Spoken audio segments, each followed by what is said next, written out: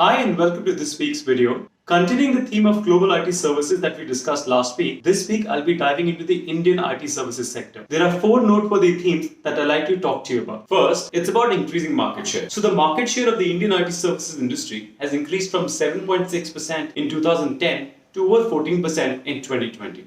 What's even more noteworthy is what the top 6 Indian IT services companies have achieved in the last 10 years. Their combined market share as a percentage of the top 15 global IT services companies has increased from 9% to 25%. That's an incredible feat. The growth is here to stay.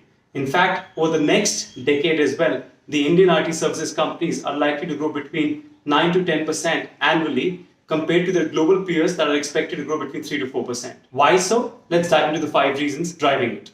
First, it's about an incredibly large engineering pool that India offers. In fact, the Indian IT services industry has about 4.5 million people working for it. Two, it's about cost arbitrage. The cost arbitrage plays out even today and is especially accentuated in the remote working environment. Third, it's because of an incredibly fast growing and well-developed ecosystem of startups that are coming up. What this means is that whether it's bolt-on technologies or additional work, there's an impetus that the IT services industry gets from them. Fourth, it's about GICs. So India has about 1,200 GICs or captive centers as we call them, and each of them in turn is a demand generator for the Indian IT services industry. Second, it's about deal pipelines.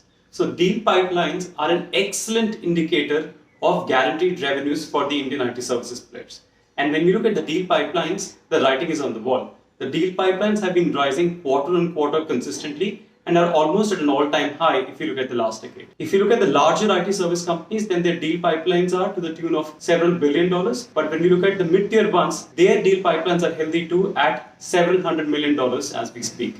The third noteworthy aspect is about pricing power. So over the last few years, if you look at the growth of the IT services industry in India, it's primarily been driven by volume growth. Pricing growth has been minimal. To give you some stats, the onshore rate growth for the IT services industry in India has been about 2 to 3%, while the offshore one has been to the tune of 1 to 2%, which means majority of the growth was coming from volume. However, as we speak, things are changing. In fact, this is probably one of the few periods in the IT services industry's history where the companies enjoy a strong pricing power. Why do they enjoy so? And it's primarily driven by shortage of talent pool and increased demand that's leading to this. In fact, there were commentary from the top management of almost all IT services companies in India that talked about how they believe that companies and clients are more willing now to renegotiate contracts. In fact, there was a survey that talks about how about 15 to 20% of global clients are actually willing to renegotiate even MSA prices, and about 90% of clients are willing to consider price increase specifically for certain skill sets.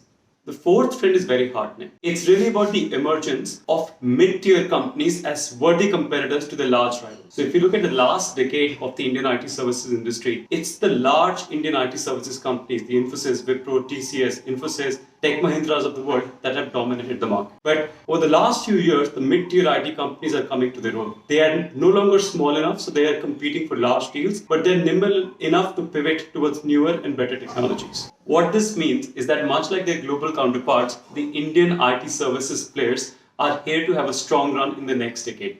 In fact, they will outpace their global competitors and continue to capture market share as we speak. The growth is going to be more spread out, so not just the large companies, but the mid-tier and the smaller ones will also witness strong growth. The industry only faces one headwind today, that is of talent shortage. But the good news is that this talent shortage isn't there to continue for the many years. It's probably likely to be there for the next 1 to 2 years. So what are companies doing to manage this?